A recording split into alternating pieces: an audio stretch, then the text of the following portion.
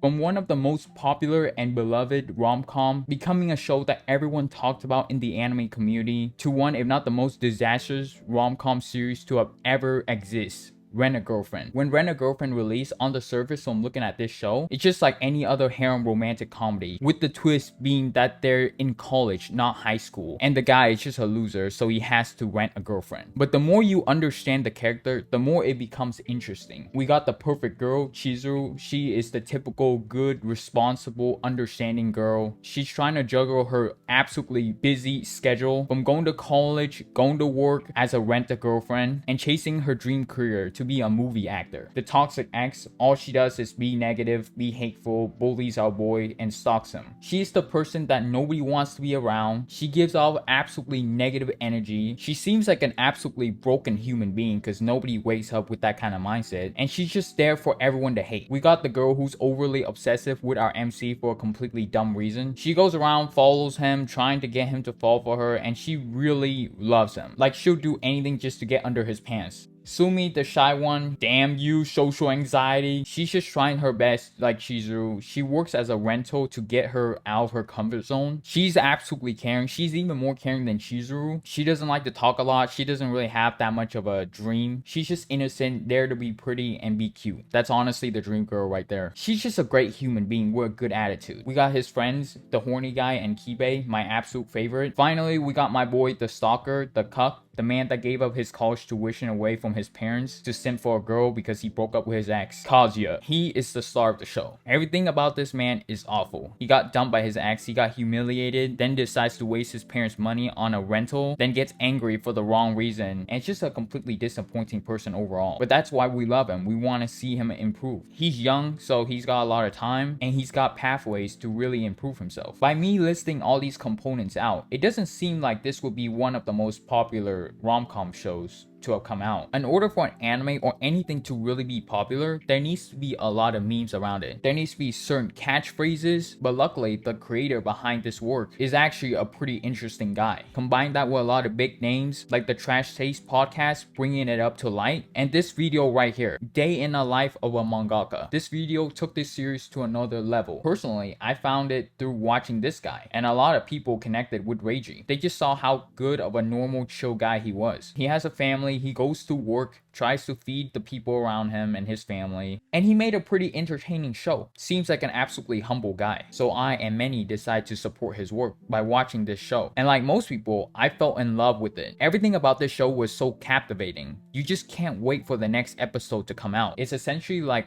when SAO was released. People just can't wait to see what the next degenerate thing this man is gonna do. You just can't wait to see what the next crazy things will go down. When season 1 ended, everything was going well. So well that people just said, fuck it.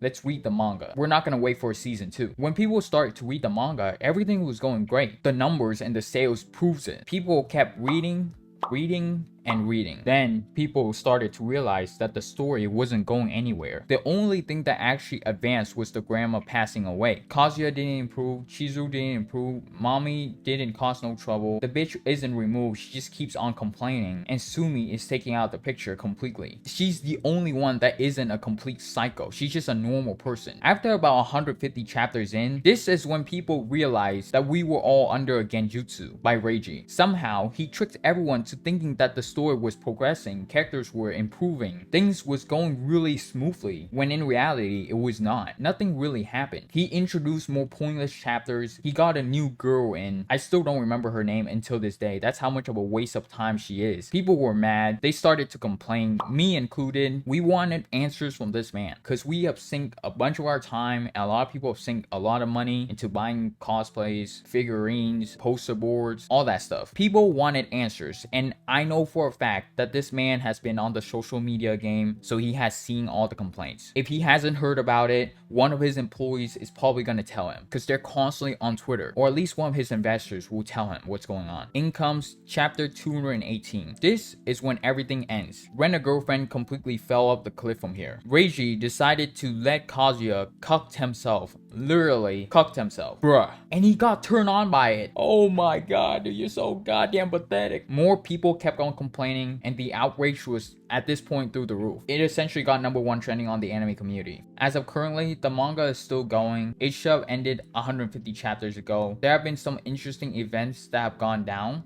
but the story is still not progressing. The characters got worse. Even Mrs. Perfect Chizuru somehow turned into an AI robot that does the exact same thing every time. She doesn't even seem like a human being anymore. Mommy didn't do her thing. Ruka is still here. Sumi is just not showing up for some reason. All the characters are like running on Python scripts. More times has just been wasted. They even had a whole chapter where Chizuru wore a bunny outfit. I don't know what that was about really. This series is essentially dead at this point until Reiji decides to end it. That's when people will come back to see the finale. I hope this man actually gets cucked for the loser and becomes homeless. Normally, when a top show gets ruined, it has to do with a new studio coming in and taking over and creating some trash animation or taking the story in a new different way. But this right here was ruined by the author. There was nothing wrong with the animation. Everything was fine. But this man, for some reason, decides to ruin it. Hopefully, Reiji will stop milking this series dry.